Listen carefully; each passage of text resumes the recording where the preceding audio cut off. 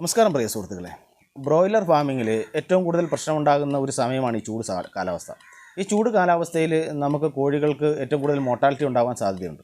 അത് തുടക്കക്കാരായ ആളുകൾക്ക് വളരെയധികം ബുദ്ധിമുട്ടുണ്ടാകാറുണ്ട്. ഒരു എക്സ്പീരിയൻസ്ഡ് ആയിട്ടുള്ള ആൾക്കാർക്ക് അറിയാം ഈ സമയത്തൊക്കെ ഏതൊക്കെ സമയത്താണ് കോഴികൾ മോർട്ടാലിറ്റി കൂടുന്നത്, കോഴികൾ ചത്തുപോകുന്നതെന്നൊക്കെ.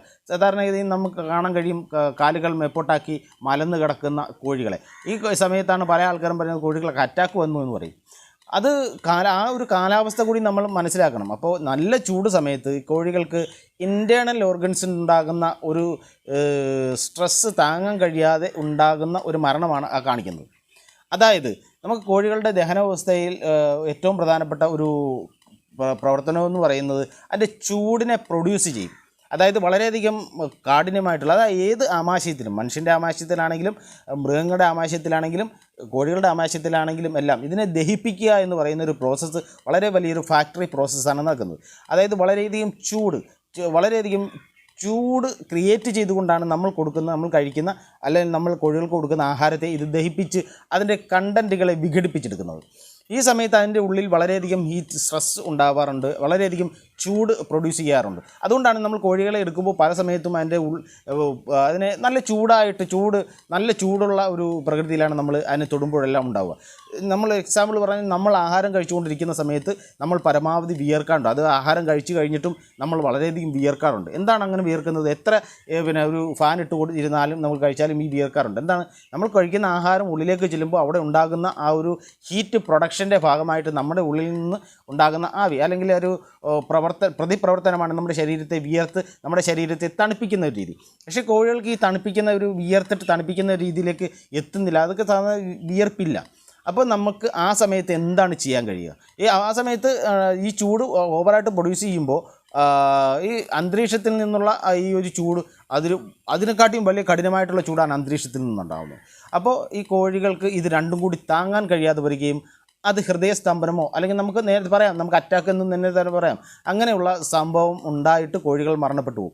ഒരു സിംറ്റവും ഒരു ലക്ഷണവും കാണിക്കാറില്ല. നമുക്ക് വളരെയധികം പരിഭ്രാന്തി ഉണ്ടാവാറുണ്ട്. നമുക്ക് വൈകിട്ട് ഫാമിലേക്ക് കയറി ചെല്ലുമ്പോൾ അവിടെ ഇവിടെയായിട്ട് കാലുകൾ മേപ്പോട്ട് ആക്കി കോഴികൾ കിടക്കാറുണ്ട്. അപ്പം നമ്മൾ പല ആളുകളെയും കുറ്റം പറയാറുണ്ട്, കോഴികളെ തന്ന ആളുകളെ കുറ്റം പറയാറുണ്ട്, തീറ്റ തന്ന ആൾക്കാരെ കുറ്റം പറയാറുണ്ട്. നമുക്ക് വളരെയധികം പരിഭ്രാന്തിയാണ്. ഈ സമയത്ത് നമുക്ക് ചെയ്യേണ്ട ഏറ്റവും പ്രധാനപ്പെട്ട ഒരു ട്രീറ്റ്മെൻറ്റ് എന്ന് പറയുന്നത് മരുന്നുകൾ കൊടുക്കുക എന്നതല്ല.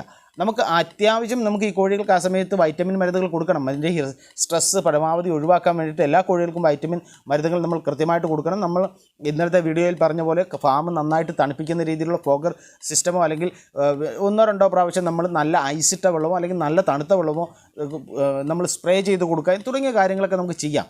അതോടൊപ്പം നമ്മൾ ചെയ്യേണ്ടത് രാവിലെ 11 മണി മുതൽ ഏകദേശം 3:30-4 മണി വരെയുള്ള സമയത്ത് ഈ കോഴികൾക്ക് ഭക്ഷണം കൊടുക്കാതിരിക്കുക.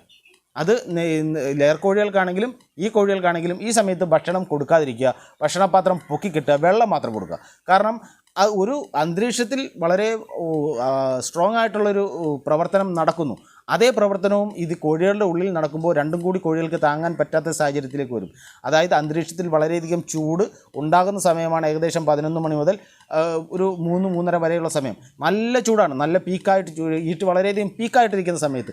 ഈ സമയത്ത് നമ്മൾ തീറ്റ കൂടി ഇട്ട് കൊടുക്കുമ്പോൾ കോഴികൾ സ്വാഭാവികമായിട്ടും തീറ്റ കഴിക്കും. ആ സമയത്ത് അതിൻ്റെ ഉള്ളിൽ നിന്നുണ്ടാകുന്ന ഈ ഒരു ചൂട് കൂടി ആകുമ്പോൾ കോഴികൾക്ക് താങ്ങാൻ പറ്റാതെ വരും, കോഴികൾ മരണപ്പെട്ടു പോകും. ആ സമയത്ത് നമുക്ക് ചെയ്യാൻ കഴിയുന്ന ഏറ്റവും പ്രധാനപ്പെട്ട ഒരു പ്രതിരോധ പ്രവർത്തനം എന്ന് പറയുന്നത് ആ സമയത്ത് കോഴികളുടെ ഫാമിലെ പാത്രങ്ങൾ തീറ്റപാത്രം പൊക്കി വെച്ച് കൊടുക്കുക, അതിൽ തീറ്റ കൊടുക്കാതിരിക്കുക എന്നൊരു രീതിയിലേക്ക് നമ്മളെത്തണം.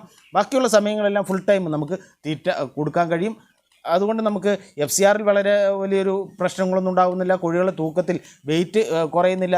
അങ്ങനെ ഒന്നും കോഴികൾക്ക് സംഭവിക്കില്ല. നിങ്ങൾ ഒന്നുകൊണ്ടും പേടിക്കേണ്ട. ഈ സമയത്ത് നമുക്ക് നമ്മുടെ നഷ്ടം ഒഴിവാക്കാൻ വേണ്ടിയിട്ട് ഈ സമയത്ത് നമുക്ക് തീറ്റ കൊടുക്കാതിരിക്കുക എന്നൊരു രീതിയിലേക്ക് വരണം. അതുപോലെ തന്നെ വൈറ്റമിൻ മരുന്നുകൾ ധാരാളം കൊടുക്കുക. അങ്ങനെയുള്ള കാര്യങ്ങൾ തീർച്ചയായിട്ടും ബ്രോയിലർ ഫാം ചെയ്യുന്ന ആളുകളും ലെയർ ഫാമിംഗ് കോഴികളെ വളർത്തുന്ന ആളുകളെല്ലാം ശ്രദ്ധിക്കുക. അതുപോലെ പരമാവധി ഇതിന് നല്ല തണുപ്പുള്ള വെള്ളം, എപ്പോഴും നല്ല ശുദ്ധമായ വെള്ളം അവൈലബിൾ ആക്കാൻ ശ്രമിക്കുക.